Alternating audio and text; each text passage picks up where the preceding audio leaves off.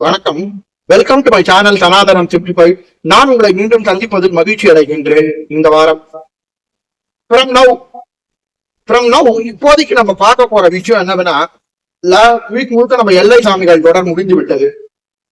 இப்பொழுது நம்ம திருப்பி பரிகாரங்களுக்கு செல்ல போகிறோம். இன்று இதுவரைக்கும் நம்ம பரிகாரங்கள்ல பார்த்தோம் என்னன்னா, குழந்தை பாக்கியம் நடைபெறுவதற்கும் திருமணம் நடைபெறுவதற்கும் கிடைப்பதற்கும் திருமணம் நடைபெறுவதற்கும் மற்றும்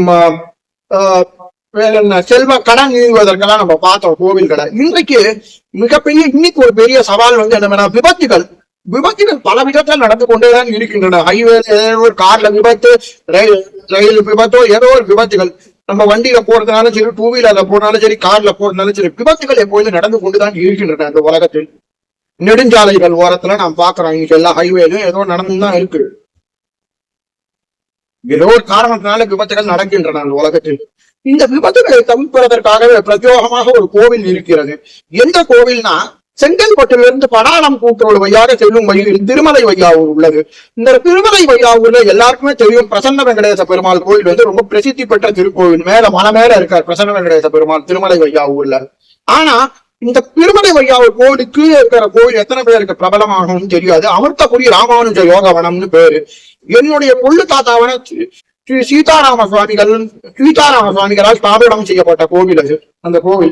அந்த கோவில்ல இருக்கிறதுலயே ரொம்ப விசேஷமான நவக்கிரக விநாயகர் அப்படிங்கிற ஒரு தெய்வம் இருக்கு அந்த கோவில்ல. குறிப்பா அது பெருமாள் கோவில் தான். ஆனா அந்த பெருமாள் கோவில்லயே விசேஷமானது என்னன்னா, பெருமாள் ஸ்ரீனிவாச பெருமாள் என்கிற அமிர்தபுரி வாசன், தாயார் மதுரவல்லி தாயார், ஆண்டாள் குபேரன், லக்ஷ்மி குபேரர், அதுக்கப்புறம் வேற யாரு, லக்ஷ்மி குபேரர், அப்புறம் வித்பக்ஷேரர், சாய்பாபா போன்ற தேவதைகள்லாம் அங்க இருக்கு. கருடாழ்வார், அங்க இருக்கக்கூடிய கருடன் பெருமாளை நோக்கி இருக்கிற கருடன் கொஞ்சம் விசேஷமான கருடன்.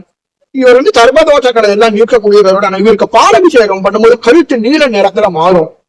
நீங்க யூஸ்வலா திருநாகேஸ்வரன் ராகு பகவானுக்கு தான் அபிஷேகம் பண்ணும்போது கழுத்து நீல நிறத்துல ஆகும்னு கேள்விப்பட்டிருக்கீங்க. இங்க இருக்கிற கருடனுக்கு அபிஷேகம் பண்ணும் பாலபிஷேகம் செய்யும் போது கழுத்து நீல நிறத்தில் ஆகும். அது மட்டும் இல்லாம இந்த கோயில 18 சித்தர்கள், அனந்தாழ்வான் சன்னதி இதெல்லாம் இருக்கு இந்த கோவில்ல.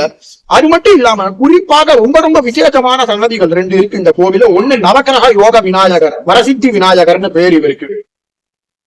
பின்னாடி யோக நரசிம்மர், கஜ கேசரி யோகம்னு ஜாதகத்துல கோடியில ஒருத்தருக்கு அமையக்கூடிய அந்த யோகத்தை கொண்டு இந்த சிலை அமைக்கப்பட்டிருக்கின்றது. இது காஞ்சி மகா பெரியவருடைய அருள்வாக்கினால் அமைக்கப்பட்டிருக்கின்ற ஒரு சிலை. அது மட்டும் இல்லாம ஒரே கல்லிலேயே கருடனும் ஆஞ்சநேயரும் அமையப்பெற்ற சிலை.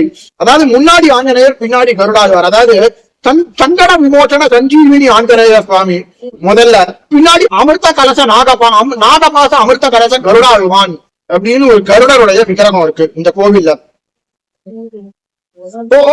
இப்ப நீங்க பார்த்தா இந்த கோவில்ல இருக்கக்கூடிய பெருமாளே இவ்வளவு வரப்பிரசாதி, இவ்வளவு அற்புதமான சன்னதிகளும் இருக்கு. இதுல குறிப்பா அந்த நவகிரக விநாயகர், கஜகேசரி லோகத்தில் தந்திரக்கூடிய விநாயகரை நம்ம பார்க்கலாம்.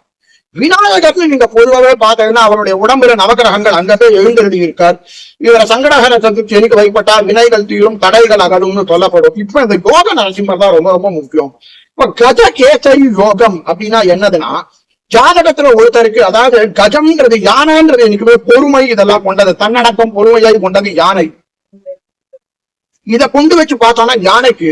அதே மாதிரி சிங்கம்ன்றது வீரத்தை கொண்டது, வீரம், தீர்ப்பாயும் வீரம். இது 2த்தையும் ஒருத்தருக்கு தரக்கூடியதுக்கு பேர் தான் கஜகேசரி யோகம் அப்படின்னு பேரு. இந்த அமைப்பை கொண்ட இந்த விக்கிரகம் தான் நவகிரக விநாயகர் இந்த கோவில்ல.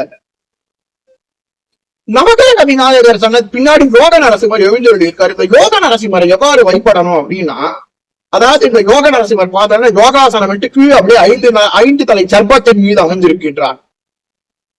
இந்த யோக நரசிம்மருக்கு எவ்வாறு வழிபாடு செய்யணும்னா, 5 பிரதோஷங்கள் அல்லது 3 சுவாதிகள், 3 சுவாதி நட்சத்திரம், 5 பிரதோஷ தினம் அல்லது 3 சுவாதி நட்சத்திரம் கூடிய சுப தினத்துல என்ன பண்ணணும்னா, விரதம் இருந்து அவருக்கு தேன் கலந்த பானகம் நைவேத்தியம் பண்ணணும். ரொம்ப விசேஷம். இப்படி நைவேத்தியம் செய்து கொண்டு வந்தால், அப்புறம் அவருக்கு தீபம் நைவேத்தியம் செய்து கொண்டு வந்தால் என்ன ஆகும்னா, திருமண தடைகள், அது மட்டும் இல்லாம பேய் பில்லி சூனியம், காப்பு கருப்பு ஏவல் பகையினால பாதிக்கப்பட்டவர்களுக்கு நிவாரணம் ஆகும். யாராவது இந்த ஊருக்கு போறவங்கன்னு வையுங்க, வண்டி வாகனம் வாங்குறவங்கன்னா இந்த கோவில் யோக நரசிம்மருக்கு முன்னாடி வச்சு பூஜை பண்ணுங்க.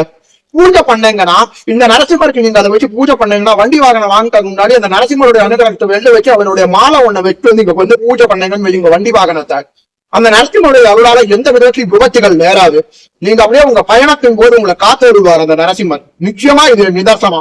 நிச்சயம் நீங்க போயிட்டு இந்த பரிகாரத்தை பண்ணீங்கன்னா நிஜமாக விபத்துகளிலிருந்து உங்களை தீய சக்திகளும் காத்தருள்வதற்கு கதகேச யோகத்துடன் கூடிய நவகரகநாதர்கள் யோக நரசிம்மர் உங்களுக்கு நிஜமாவே ஹெல்ப் பண்ணுவாங்க. நிஜமாவே நான் சொல்றேன்.